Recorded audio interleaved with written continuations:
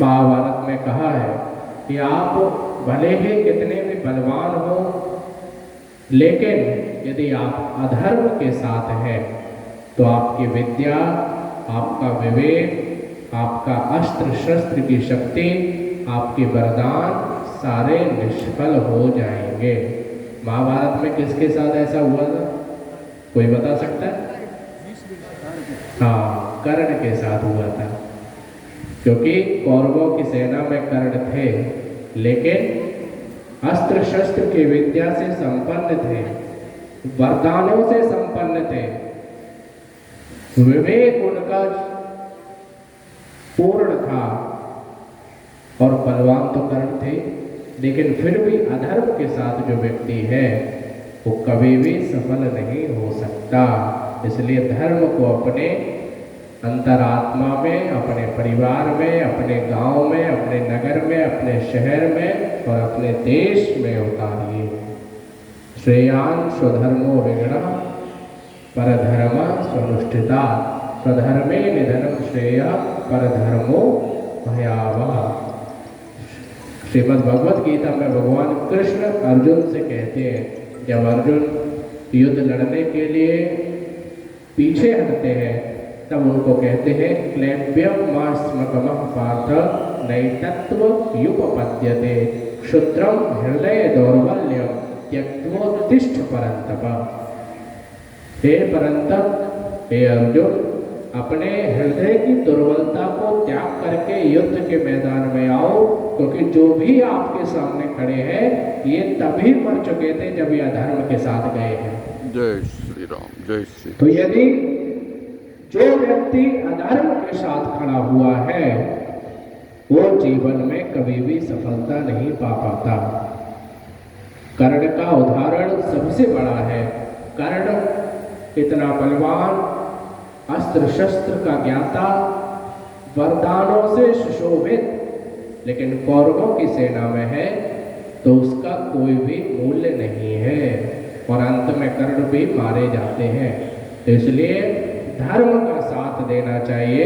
धर्मो रक्षति रक्षितः। यदि आप धर्म की रक्षा करेंगे तो धर्म आपकी रक्षा करेगा। और यदि धर्म को देखना हो तो अपने राम में धर्म देखिए। रामो विग्रहवान धर्मः। राम भगवान स्वयं धर्म के ही स्वरूप है, धर्म में ही जीते हैं, धर्म में ही चलते हैं, धर्म को ही अपनाते हैं, धर्म को ही गाते हैं, धर्म को ही सुनाते हैं। सब कुछ धर्ममय करना। धर्म क्या है? आपको कई बार मैंने सुनाया, धैर्य धर्म है। अपने आप को पवित्रता में रखना धर्म है। धर्म वो तो है, सनातन तो धर्म है ही, लेकिन भागवत जी में धर्म के 10 लक्षण भी कहे गए हैं। यदि उन चीजों को आपने आत्मसात कर दिया तब भी धर्म का पालन ही माना जाएगा। तो धर्म के स्वरूप भगवान राम को आदर्श मान करके अपने धर्म के लिए जो कर सकते हैं वो करना चाहिए। तीसरा, महाभारत का सूत्र जो हमको सिखलाता है कि संतानों को इतना महत्वाकांक्षी मत बनाइए कि विद्या का दुरुपयोग करके स्वयं का नाश करें और फिर सर्वनाश कर दें। तो ऐसा कौन था? कोई बता सकता है? अश्वत्थामा।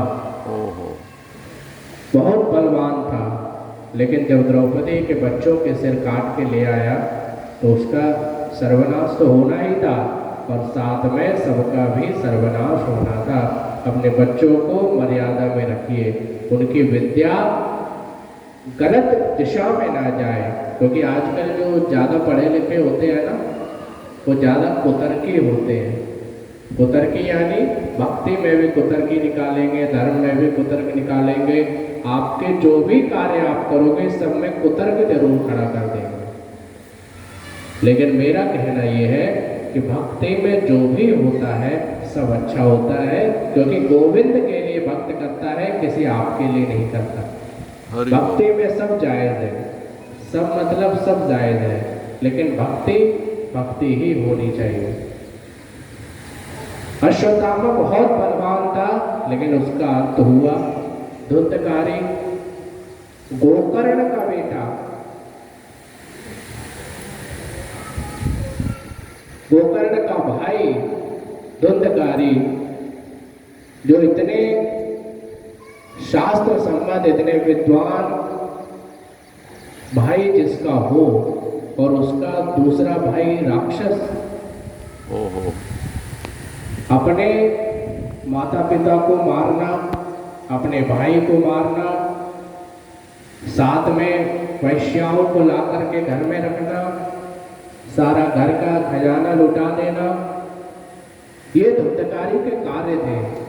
लेकिन जन्म कितने अच्छे वंश में हुआ, तो व्यक्ति की विद्या यदि कुमार्ग पर चली जाती है तो व्यक्ति अधर्म के मार्ग पर चलने से उसको कोई भी नहीं रोक सकता है। ऐसा महाभारत का सूत्र हमको सिखलाता है। उसके बाद कभी भी किसी को ऐसा वचन मत दो कि आपको अधर्मियों के आगे समर्पण करना पड़े। ऐसा किया था भीष्म पितामह ने। राइट। तो कभी भी किसी को ऐसा वचन मत दो कि आपको झुकना पड़े। झुकना पड़े, झुकने के लिए मैं मना नहीं कर रहा, लेकिन अधर्मियों के आगे न झुकना पड़े। जो देश विरुद्ध, धर्म विरुद्ध आचरण करे, भगवान के विरुद्ध आचरण करे, उसके आगे ना झुकना पड़े, ऐसा कर्म हमको नहीं करना चाहिए। उसके बाद 5वां सूत्र, संपत्ति, शक्ति व सत्ता का और दुराचारियों का साथ अंत में स्वयं नाश का दर्शन कराता है। आपकी संपत्ति, आपकी शक्ति और सत्ता का दुरुपयोग करने वाले को उसका स्वयं नाश होता है और वो पूरे परिवार का भी नाश कर सकता है।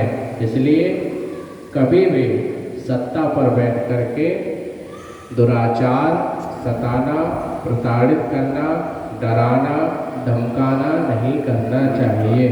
कितने भी बड़े पद पर आप बैठे हो, लेकिन दूसरों को परेशान नहीं करना चाहिए। अहिंसा क्या है? अहिंसा यही तो है कि मनसा वाचा कर्मणा, किसी को भी परेशान न करना, किसी को भी दुख न पहुंचाना ही अहिंसा है। मनसा कैसे? मतलब किसी के व्यक्ति को मन से भी उसके विषय में बुरा ना सोचना। वाचा मतलब वाणी से किसी को भी नहीं बोलना खराब, क्योंकि वाणी ऐसी है ना, जीव में हड्डी नहीं है लेकिन हड्डी तोड़वाने का साहस रखती है। आप किसी को भी गलत बोल देंगे तो मारने तो आएंगे।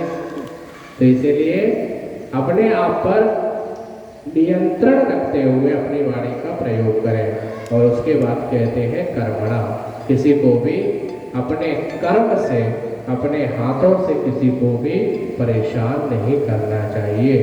तो जो भी राज सत्ता में, धर्म सत्ता में, राष्ट्र सत्ता में शिखर पर विराजमान है, उन लोगों को कभी भी दुराचार नहीं करना चाहिए, छोटे लोगों को कभी भी परेशान नहीं करना चाहिए, ऐसा महाभारत कहता है। और महाभारत में किसने इस चीज का दुरुपयोग किया था? दुर्योधन। और अंत में उसको स्वयं तो मरना ही पड़ा, साथ में सबको लेकर के डूबा। तो इसीलिए कभी भी किसी का गलत नहीं, कभी भी किसी को सताना नहीं, कभी किसी को पीड़ा नहीं पहुंचानी।